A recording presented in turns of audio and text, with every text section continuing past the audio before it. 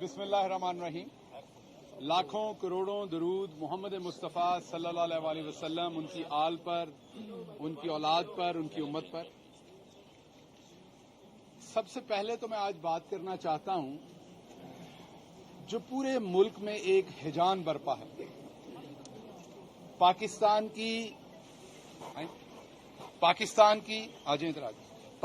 की जो इकॉनमी है, पाकिस्तान के जो डिफॉल्ट करने का रिस्क है वो 93% पे चला गया है। ये मैं नहीं कह रहा, ये इकॉनमी को समझने वाले जर्नलिस्ट लिख रहे हैं, ये दुनिया के जो इक्तसादी इदारे हैं वो लिख रहे हैं कि पाकिस्तान के डिफॉल्ट करने की जो शरह है वो 93% पे चली गई है। बैरूनी सरमायाकार हमारे ऊपर ट्रस्ट नहीं कर रहे, इन्वेस्टमेंट नहीं आ रही। पाकिस्तान का जो गरीब आदमी जिसका सब कुछ यहां इन्वेस्टेड है वो खुदा न खास्ता डूब रहा है, अल्लाह ना करे उसमें उसको नुकसान हो रहा है। तेल पूरी दुनिया में सस्ते से सस्ता हो रहा है लेकिन पाकिस्तान में महंगे से महंगा हो रहा है। और इसी सूरत में एक टब्बर पूरा जो है वो आपके सामने निकला है इंग्लैंड से, क्योंकि वहां एक बयान आ गया। जो एक आपस की बमबारी चल रही है, सबको पता है कि चल रही है, उसमें एक स्टोरी आई जिसमें उन्होंने कहा कि इसी केस में, इसी एफआईआर में मेरा भाइयों जैसा दोस्त, आप में से जो सहाफी जानते हैं उनको पता है कि अगर इस्लामाबाद में मेरे कोई एक दो दोस्त थे जिनको मैं भाई कहता था, उनमें एक अरशद है जिसको शहीद कर दिया गया। इसी एफआईआर में उनको नामजद किया गया। इसी एफआईआर की वजह से जब मुझे पकड़ा गया तो अरशद को इस मुल्क से जाना पड़ा। आप में से बहुत सारे कहते हैं वो ना जाता तो अच्छा होता। मैं आपको खुदा की कसम खा के कहता हूं कि वो चला गया, वो अच्छा हुआ। वो शहीद हो गया, वो अच्छा हुआ। उसको अगर नंगा करके मारा जाता वो खुदकुशी कर लेता। मैं उतना गैरतमंद नहीं हूं जितना अरशद था, मैं उससे कदरे कम गैरतमंद हूं। अरशद को अगर नंगा कर दिया जाता, अरशद बाहर आके खुदकुशी कर लेता। ये मैं आपको अल्लाह को हाजिर नाजिर जान के, या वो किसी को गोली मार देता और या वो अपने आप को गोली मार देता। वो शहबाज गिल या आजम सवाती नहीं था। ये मैं आपको बबांगे दोहल बता रहा हूं। अगर आपको मेरे पे यकीन नहीं है, पूछे जाके खाबर गुम्बद से। अगर आपको मेरे पे यकीन नहीं, पूछे उसकी मां से, अरशद की, उसकी बीवी से पूछे, उसके बेटों से पूछे कि क्या अरशद नंगा होके यहां पे फिर लेता। और मुझे समझ नहीं आती एक बात की, मैं सारे आला तरीन लोगों से पूछता हूं, जो भी ओहदे पे चीफ जस्टिस बैठा वो मेरा भी उतना चीफ जस्टिस है। मैं भले अक्यूज हूं एक मुकदमे में, मेरे उतने ही मोहतरम है जितने वो किसी और शहरी के। हमारे फौज के आर्मी चीफ हैं, वो मेरे उतने ही मोहतरम है जैसे किसी और के। अगर पीटीआई में कुछ गलत हो रहा है और आप शहबाज गिल साहब को उससे सवाल पूछ रहे हैं तो असल सवाल इमरान खान साहब से बनता है। मेरे सरबराह वो हैं। अगर एफआईआर में जनरल फैसल साहब का नाम दिया जा रहा है, अगर हमें नंगा करने में आजम सवाती साहब या मेरे केस में जनरल साहब का नाम दिया जा रहा है, तो सवाल तो हमारा असल जनरल बाजवा साहब से।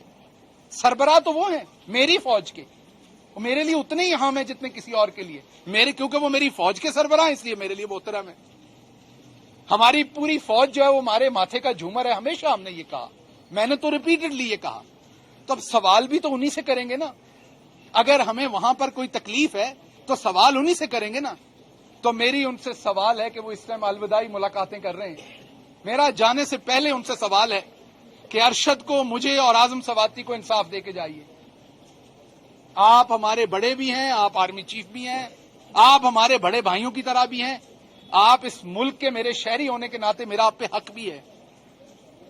लेकिन ये जो अरशद के बारे में क्या सराहियां की जाती हैं ना कि वो ना जाता तो ये होता।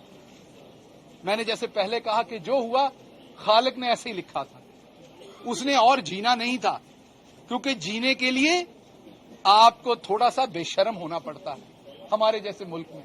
वो अरशद नहीं था। आप में से यहां खड़ा हर सहाफी दिल पे हाथ रख के बताएगा, कसम खा के बताएगा, जो कैमरामैन जो उसे एक लम्हे के लिए जानता है वो बताएगा कि वो इस मुल्क में जीने के लायक नहीं था। अरशद इस मुल्क के काबिल नहीं था। तो अल्लाह उसकी दर्जात बुलंद करे। उसने जहां जाना था वो चला गया। جو بچ گئے ہیں وہ انصاف مانگ رہے ہیں، ان کو انصاف دیجیے.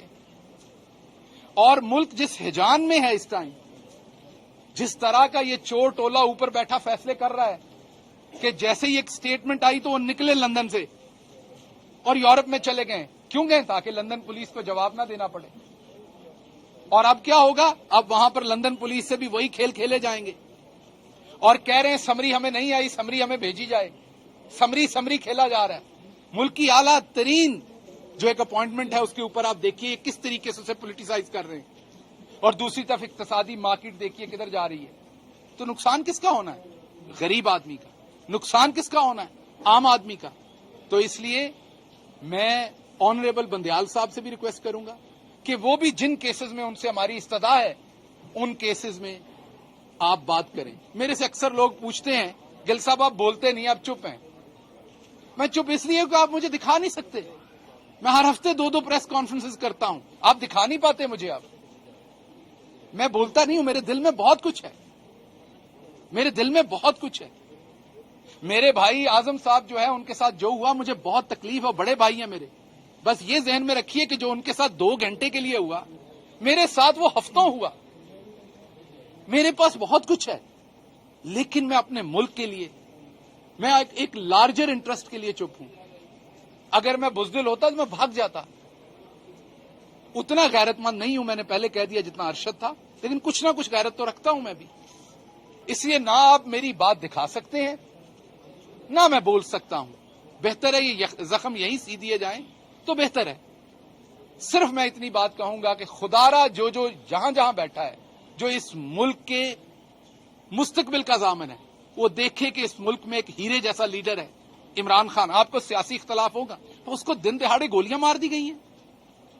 کوئی اس کی ایف آئی آر درج نہیں کر رہا، کوئی اس کا پرسان حال نہیں ہے. میں تو یہ ایکسپیکٹ کرتا تھا میرے آنریبل چیف جسٹس بندیال صاحب جا کے ان کا پتہ لیتے، ان کی تیمارداری کرتے. میں سیاست کی بات نہیں کر رہا، آف کورس وہ غیر سیاسی، ان کی پوزیشن ایسی ہے. لیکن بیماری، تیمارداری، موت، زندگی، اس سے تو نہیں بانٹا ہوا کہ ہم شادیوں پہ نہیں جاتے ایک دوسرے کی. تو ان کی تیمارداری کرتے، ان کا حال پوچھتے، ان سے سنتے کہ ہوا کیا ہے. بجائے عدالت میں انہوں نے ایک سٹیٹمنٹ دی اور پولیس نے ایسے ایف آئی آر درج کر دی جیسے وہ لاوارث ہیں. سو اس لیے خدا را اس ملک کی جو سیاسی اور ثقافتی کچھ چیزیں ہیں ان کو قائم اور دائم رکھیں. اور میں ایک دفعہ پھر، کیونکہ ارشد کے بڑے احسانات ہیں ہم پہ، میں ارشد کے توسط سے میں آپ لوگوں سے لڑا کرتا تھا کئی دفعہ پریس کانفرنسز میں. میرا آپ سے وعدہ ہے کہ جتنی زندگی بھی رہے گی ارشد کے منہ کی شرم پہ آپ میرے سے غلط بھی کریں گے تو میں سخت جواب نہیں دوں گا، کیونکہ آپ اس کے قبیلے سے ہیں، آپ اس کے بھائی ہیں. مجھے پہلی دفعہ ارشد کی موت پہ پتا چلا کہ آپ کی مائیں، آپ کی بیٹیاں، آپ کی بہنیں، آپ کی بیویاں جب آپ گھر سے نکلتے تو اب ان کا کیا حال ہوتا ہے. ان کو پتہ ہی نہیں ہوتا آپ نے واپس آنا ہے کہ نہیں آنا. تو اس لیے آپ میرے بھائی محتاط بھی رہا کریں اور اپنے گھر والوں کے ساتھ بھی اپنا رشتہ جو ہے، جو وقت ہے وہ زیادہ سپینڈ کریں، کیونکہ جو نظام یہاں رائج ہو گیا ہے اس میں کوئی پتہ نہیں کب کسی کے سر کی قیمت، کب کسی کے سر کی بولی لگا دی جائے. آپ کے کوئی سوالات ہیں تو پوچھیے. گل صاحب، ایک تو خوشی بھی ہوئی ہے کہ آپ کا بہت عرصے بعد آپ سے نہیں ملا. پھر یہ بتائیں کہ جس طرح فیصل والا صاحب نے بہت ساری باتوں میں الزام لگایا پارٹی سے، لیکن ابھی بھی وہ خان کو جس طرح آپ لیڈر مانتے ہیں وہ بھی لیڈر مانتے ہیں، لیکن آپ یہ مانتے ہیں کہ تو گل صاحب بتا رہے ہیں کہ ان کے آگے پیچھے جو کیڑے ہیں یا جو بھی وہ نام دیتے ہیں باقی اس طرح لوگ ہیں کہ وہ خان صاحب کو ہلا رہے ہیں اور پٹی سے دوسری طرف لے کے جا رہے ہیں. دیکھیے، جب میں جیل میں تھا تو فیصل واڈا صاحب نے اسلام آباد کے بہت سارے معتبر صحافیوں کو، آپ کہیں گے تو میں الگ سے نام بھی بتا دوں گا، مل کے یہ کہا کہ گل صاحب اسٹیبلشمنٹ کے ایجنٹ تھے. کچھ کو یہ کہا کہ وہ سی آئی اے کے ایجنٹ تھے اور ان سے کچھ کاغذات برآمد ہوئے